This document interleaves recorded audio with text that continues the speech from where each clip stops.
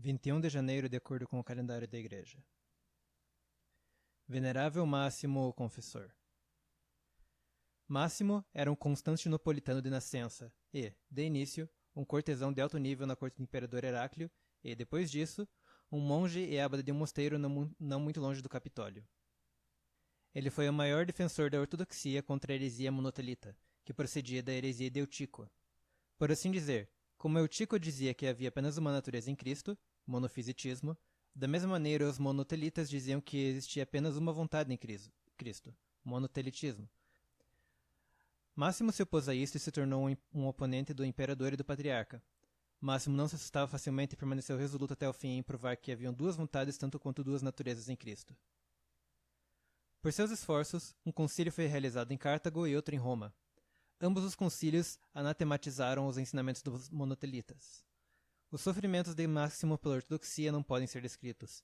Ele foi torturado por príncipes, enganado por prelados, cuspido pelas pessoas, espancado por soldados, exilado, preso e, finalmente, com uma língua e mão cortados, ele foi condenado ao exílio por sua vida para a terra de Scramaris, perto de Batum, no Mar Negro, onde ele permaneceu por 3 anos e entregou sua alma a Deus no ano de 666 d.C.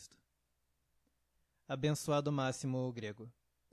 Máximo nasceu na Grécia e de lá foi convidado para a corte do czar russo Vasily Ivanovich, para ser o bibliotecário e tradutor do czar.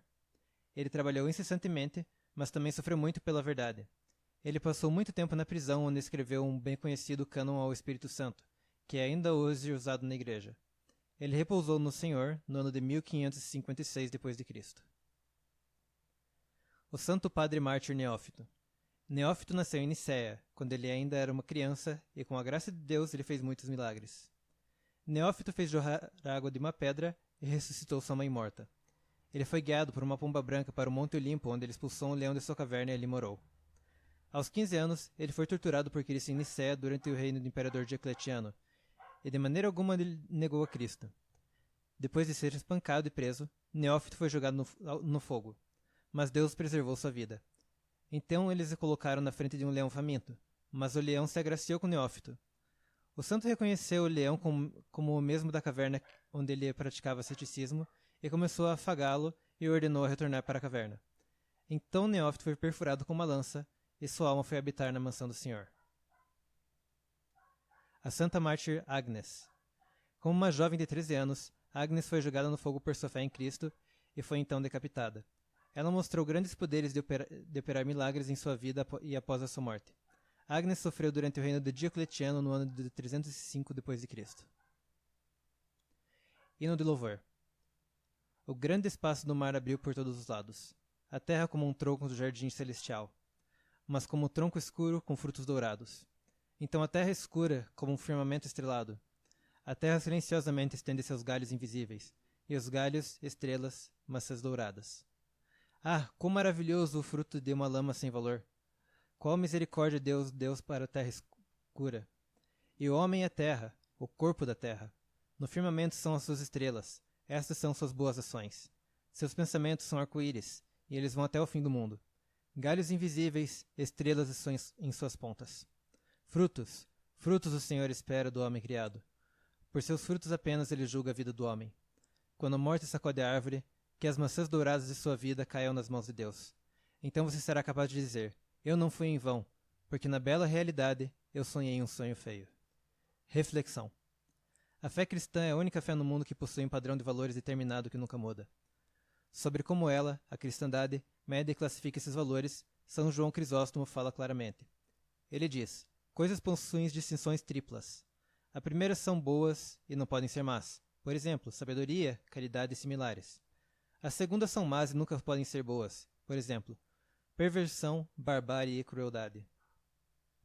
A terceira, em tempos uma e em tempos outra, de acordo com a disposição daqueles que fazem uso dela. Este instrutor divino explica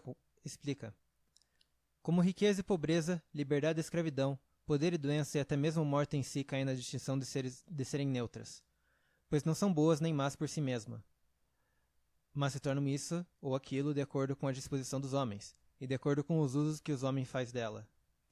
Por exemplo, se a riqueza fosse boa e pobreza má, então todos os homens ricos seriam bons e todos os pobres maus. Porém, diariamente somos convencidos de que existem homens ricos bons e maus, também existem pobres bons e maus. O mesmo pode ser aplicado aos saudáveis e aos doentes, aos livres e aos escravos, aos satisfeitos e aos famintos, àqueles em autoridade e àqueles subjugados. Até mesmo a morte não é má, pois os mártires, pela morte, se tornaram mais bem-afortunados do que todos. Contemplação. Contemple o Senhor Jesus como a cidade na montanha. São Mateus 5,14. Como a cidade na montanha da grande Sião, Sião celestial, isto é, acima do mundo criado e no reino eterno. Segundo, como a cidade na montanha da história humana.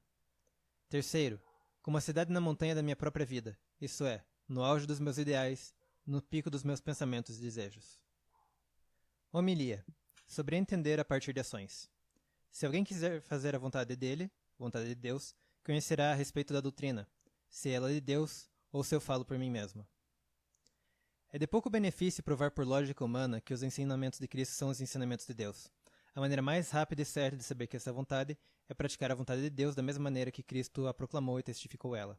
Quem quer que fizer isto, esse saberá que os ensinamentos de Cristo são os ensinamentos de Deus. Se você chora por Deus, você saberá o conforto que Ele é. Se você é misericordioso, saberá a misericórdia de Deus. Se você constrói a paz, saberá como é se tornar chamado filho de Deus. Se você perdoar aos homens, saberá que Deus se perdoa. Ninguém é capaz de saber que os ensinamentos de Cristo são os ensinamentos de Deus, exceto aqueles que fazem a vontade de Deus, pois apenas fazendo a vontade de Deus, cumprindo os mandamentos de Deus, isto é a chave para abrir o paraíso, no qual Deus é visto. Esta é a chave para entender as Sagradas Escrituras e todos os mistérios de sua revelação. São Basílio escreve, para entender aquilo que está escrito nas Sagradas Escrituras, pureza da vida é necessária. O que mais o Senhor quer de nós quando Ele nos ensina que ao fazer sua vontade nós chegamos ao entendimento da divindade de seus ensinamentos? Ele simplesmente quer que nós, por suas ações, sejamos convencidos da divindade de seus ensinamentos. Ele não quer que nós sejamos convencidos disso de uma maneira fácil, mas de uma maneira difícil, não apenas por ouvir, mas por praticar. Por quem quer que é convencido de uma maneira fácil, também vacila e muda sua mente. Mas aquele que é convencido de uma maneira difícil, seria difícil para ele mudar sua mente. Irmãos, é por isso que nós devemos nos esforçar para cumprir a vontade de Deus, de maneira que nós possamos conhecer a Deus e salvar nossas almas.